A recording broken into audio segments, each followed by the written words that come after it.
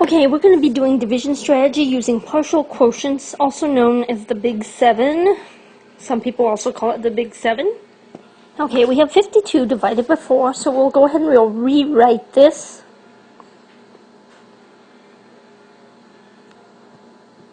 Okay, so we have it rewritten, 52 divided by 4.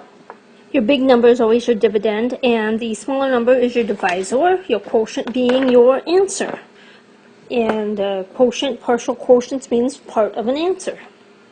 The Big 7 thought on this actually comes from the fact that the division sign in this, where I'm drawing the orange, actually looks like a Big 7. That's why they call it a Big 7. It's just an organization strategy. So let's get started with it, shall we? One thing I wanted to make sure you were aware of, these division problems will have no remainders. Everything will divide equally into equal size groups. Okay, the first thing I'm going to do is I'm going to multiply 4 times 10. Because I know that 4 times 10 is actually 40.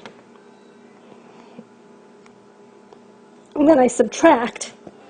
So 40, if you have 52 and you're taking the 40 away, then all you have left is 12. I'm going to extend down my division sign. And I have to know that a fact 4 times something will get me 12. I know that's 3 because 4 times the 3 equals the 12. Just like I knew the 4 times the 10 or the 10 times the 4 equals the 40. So 4 times 3 equals 12. And then I subtract those, and that's 0. Add up the 10 and the 13, or the 10 and the 3, and that gets me 13. Okay? So my answer in this case is right here, because that's my partial quotients. Right here are partial. Okay? And here's my whole quotient. Down here is the 13. Right here in the orange, if that had anything, that would be my remainder. I have no remainder at all because it's 0. So you can just put the answer in for the quotient as 13. Let's take a look at another problem. Okay, so my next problem is 138 divided by 6. Now, I just rewrote it using the Big 7 formation. So 138 divided by the 6. So I'm using 6 fact families to help me find my partial quotients in here. So I know that 6 times 10 equals 60. So I'm going to subtract that.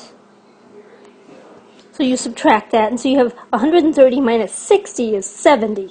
So 78 is your answer at this point. And I know at this point I can do another 6 times 10, because I can make another 6 groups of 10 to get me 60. And that leaves me 18. So, gotta keep going. At this point, I know that 6 times 3 will give me that 18, which will bring me to an absolute 0. So I know that my answer is going to be 0 down here. I won't have any remainders, none right here. Then I'm going to add up my partial quotients. So the 10 plus the 10 plus the 3 is 23. So the answer to this whole thing is 23. Okay, so here's your problem. 168 divided by 4. I'm going to quickly rewrite it into the format. Okay, so go ahead and solve this. Go ahead and rewatch the video if you need to. If you have any questions, make sure you let me know.